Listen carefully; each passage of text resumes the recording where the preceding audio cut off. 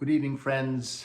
I continue the process of pulling out some very interesting extracts from the book Sapiens, which I did a few days ago. Today, I'm going to read about the mass extinctions that took place in Australia and America, somewhere between the cognitive revolution and agricultural revolution. So somewhere between 75,000 years ago to about 12 to 13,000 years ago is when there was this mass extinction that took place. And it was somewhere around 45,000 years ago in Australia and about 12 to 13,000 years ago in the Americas. And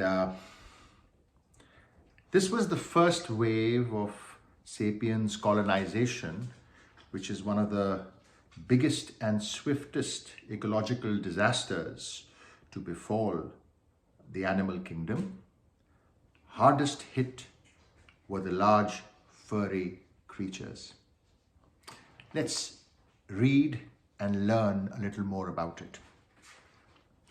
Prior to the cognitive revolution, humans of all species lived exclusively in the Afro-Asian landmass. True, they had settled a few islands by swimming shorter stretches of water or crossing them on improvised rafts. Following the cognitive revolution, sapiens acquired the technology, the organizational skills, and perhaps even the vision necessary to break out of Afro-Asia and settle the outer world.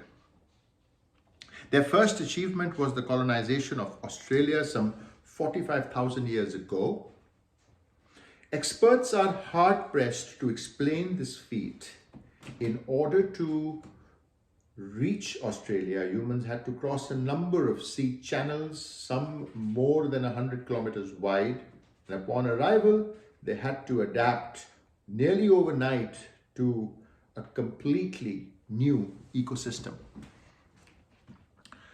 The most reasonable theory suggests that about 45,000 years ago, the sapiens living in the Indonesian archipelago, a group of islands separated from Asia and from each other by only narrow straits, developed the first seafaring societies. True, archaeologists have yet to unearth rafts, oars, or fishing villages that date back as far as 45,000 years ago. They probably would be difficult to discover because rising sea levels have buried the ancient Indonesian shoreline under 100 meters of ocean. Nevertheless, there is strong circumstantial evidence to support this theory, especially the fact that in the thousands of years following the settlement of Australia, sapiens colonized a large number of small and isolated islands to the north. The journey of the first humans to Australia is one of the most important events in history, at least as important as Columbus's journey to America or the Apollo 11 expedition to the moon. The first human footprint on a sandy Australian beach was immediately washed away by the waves. Yet when the invaders advanced inland, they left behind a different footprint, one that would never be expunged.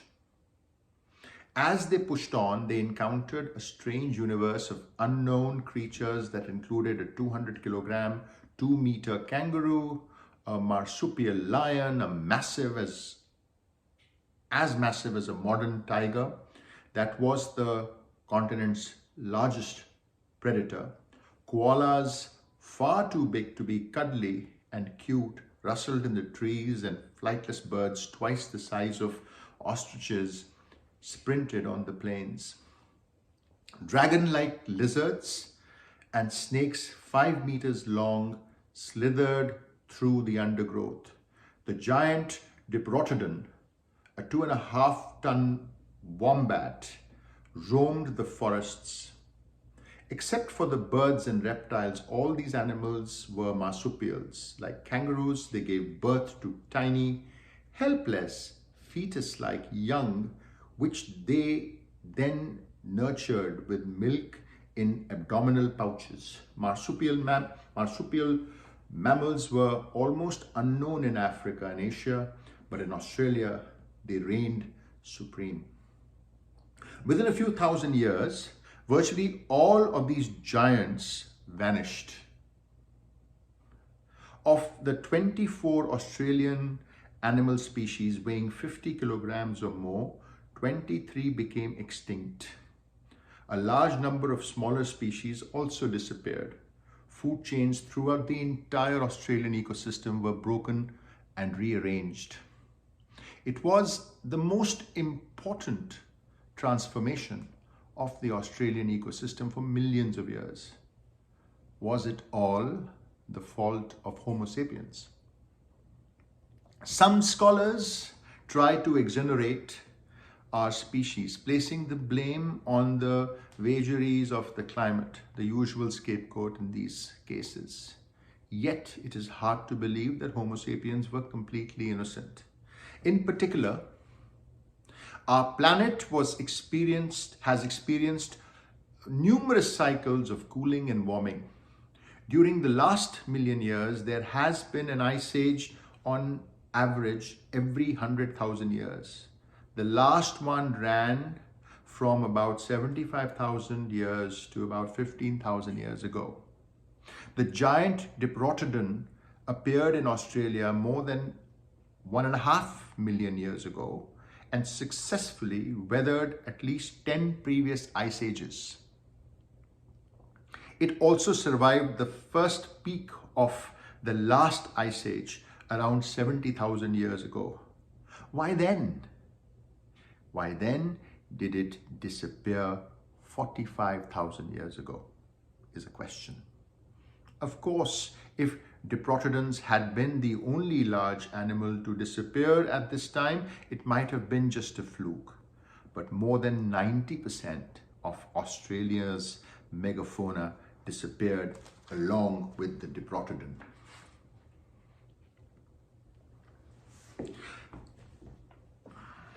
When climate change causes mass extinctions, sea creatures are usually hit as hard as land dwellers.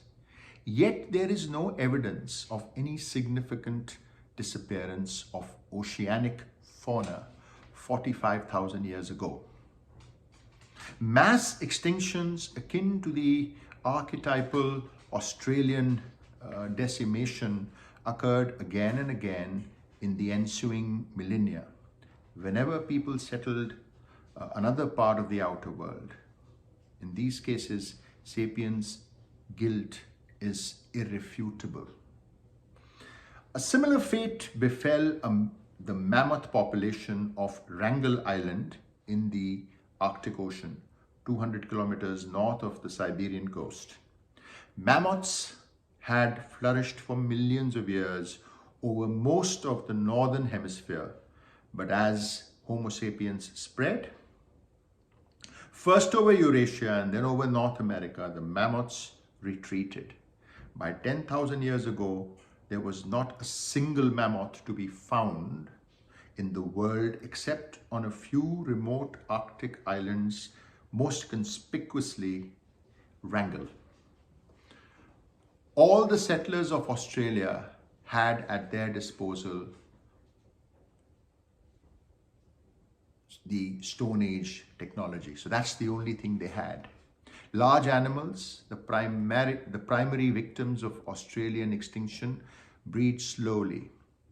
Pregnancy is long, offsprings per pregnancy are few, and there are long breaks between pregnancies. Consequently, if humans cut down even one Diprotodon every few months, it would be enough to cause Diprotodon deaths to outnumber births. So that's what happened. And all it took was the Stone Age technology that the Homo sapiens carried with them to Australia at that point of time.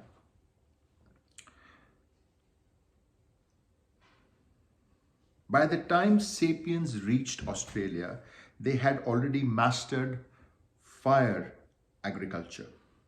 Faced with an alien and threatening environment, they deliberately burned vast areas of impassable thickets and dense forests to create open grasslands which attracted more easily hunted game and were better suited to their needs.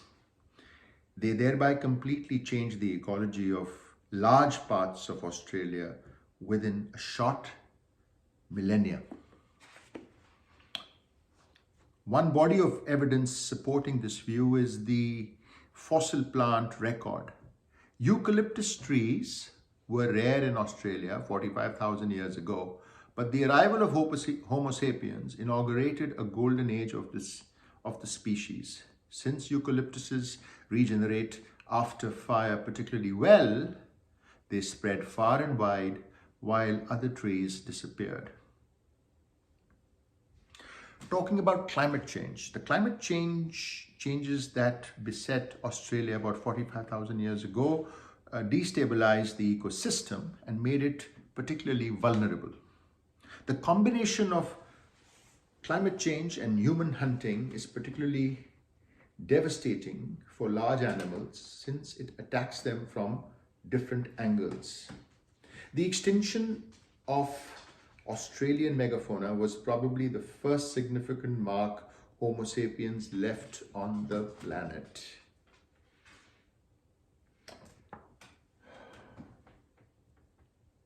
Homo sapiens developed new weapons and sophisticated hunting techniques that enabled them to track and kill mammoths and other big game of the far north as well.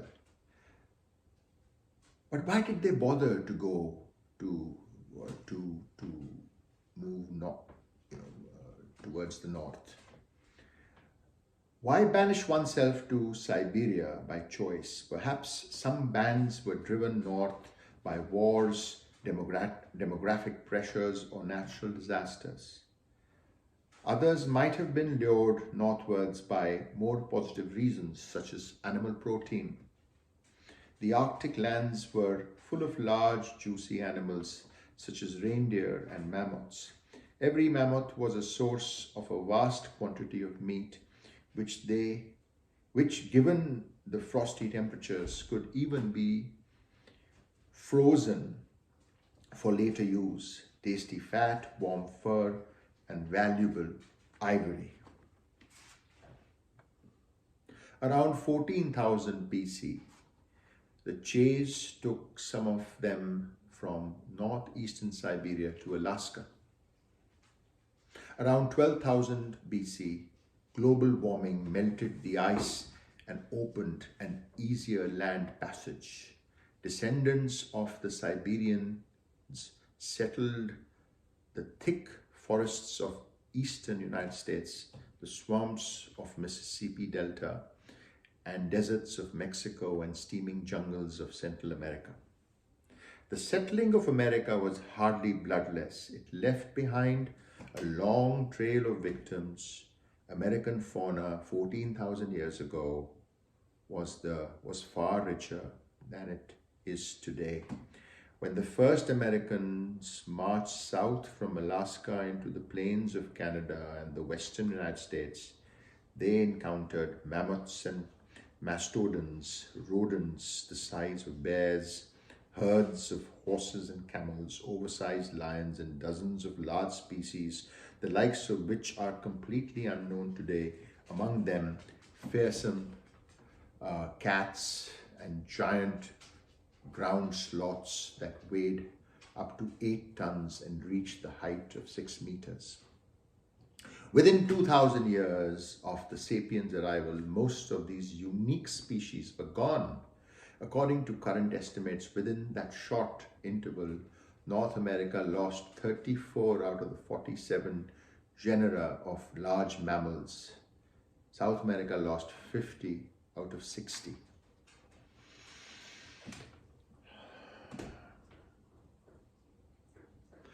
If we combine the mass extinctions of Australia and America and add smaller scale extinctions that took place as Homo sapiens spread over Afro-Asia, such as the extinctions of all other human species, and the extinctions that occurred when ancient foragers settled remote islands such as Cuba. The inevitable conclusion is that the first wave of sapiens colonization was one of the biggest and swiftest ecological disasters to befall the animal kingdom. Hardest hit were large, furry creatures. I would like to say, as I come to the end of this particular session, that at the time of the agricultural revolution, only about 100 species remained. Homo sapiens drove to extinction about half of the world's biggest beasts long before humans invented the wheel, writing, or iron tools. Something to think about. Please, I would encourage you to read this book and read more about the cognitive revolution, the extinction of the megafauna, reading about agricultural revolution, the empires, religion, industrial revolution, capitalism, and different isms around the last 500 years. I would encourage you to read and know more about all this. This book is an amazing resource for all that information in a lot of detail. Thank you so much for your time, and I look forward to reading a few more extracts from this book in my next episode. Thank you, and have a great day. Bye-bye.